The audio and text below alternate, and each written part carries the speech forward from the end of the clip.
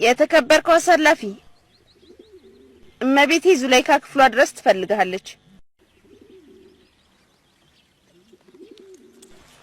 እንሂድ።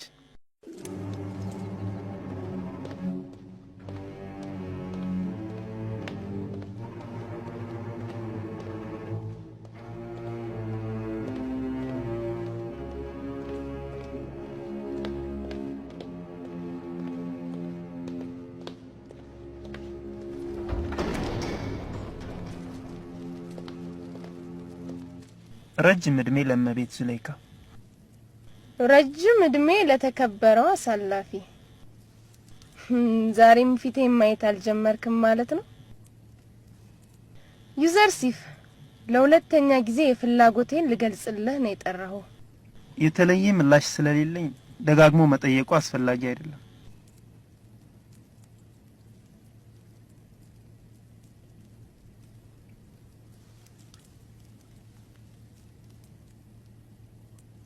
አሁንም እንዳኮረፍክና እንዳዘንክብኝ ነው ማለት ነው? ሁለተኛ ያንን አልፈጽም። ይህንን ጸያፍ ድርጊት ከመፈጸም በአላህ እጠብቃለሁ። ዙላይካ የምታዘውን አይሆንም ማለት እንደማይቻል እያወቅ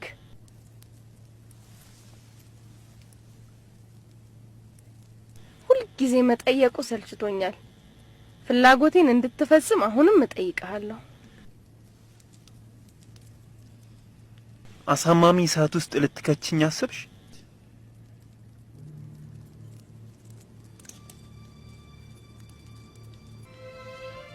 እሳት አይነካህም በጭራሽ። ነገር ግን እስር ቤት ትወረወራለህ። እባክህ ይህን እንድፈጽም አትገፋፋኝ። አይምሮሽን አሰሪ አንቺ ሴት። በሰው ፊት ያዋርድሽኝ ይበቃል። የታላቁን ኩቲባር ውለታ አትርሺ። እባክሽን የታላቁን ሰው ክብር አታጉድፊ። እንድትመክረኝ አይደለም የጠራሁ። በእንቢታህ የጸናህ ይመስላል። ከፈለክ መሄድ ትችላለህ። ዙላይካ ልቧን ማደንደን አያቅታትም። በቃ ሂድ።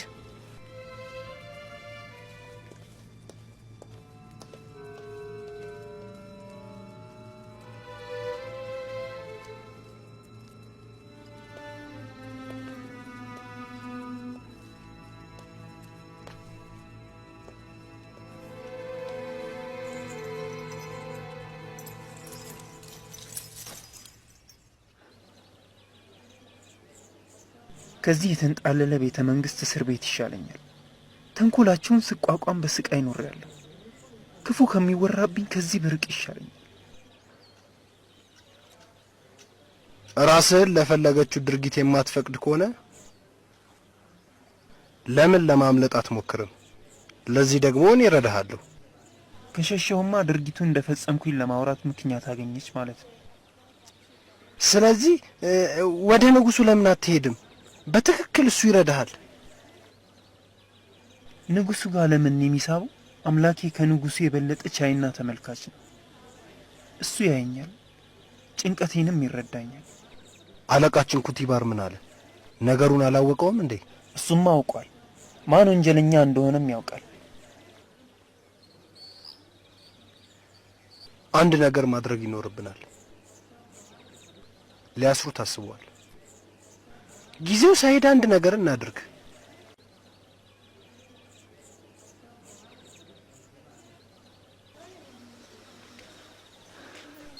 አምላኬ ከዚህ ወንጀል ይልቅ እስር ቤት የመረጠ ይመስለኛል።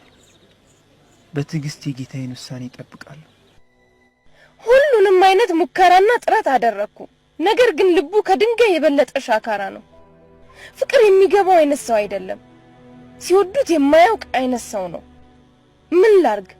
የግብጽ ጠላቶቼ የሆኑ ወይዛዝርት እስር ቤት እንዳስገባው እየገፋፉኝ ነው። የተከበርሽ እመቤቴ፣ ለአንድ አይነት በሽታ መድኃኒቱ መቼም አንድ ነው። እውነቱን ልንገርሽ፣ የኔም ውሳኔ መታሰር አለበት የሚል ነው። አዎን፣ አንቺ ልክ ነሽ።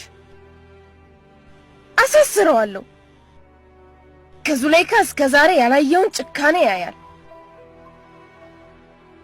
ያቀጣጠለውን እሳት ራሱ ያራግባል።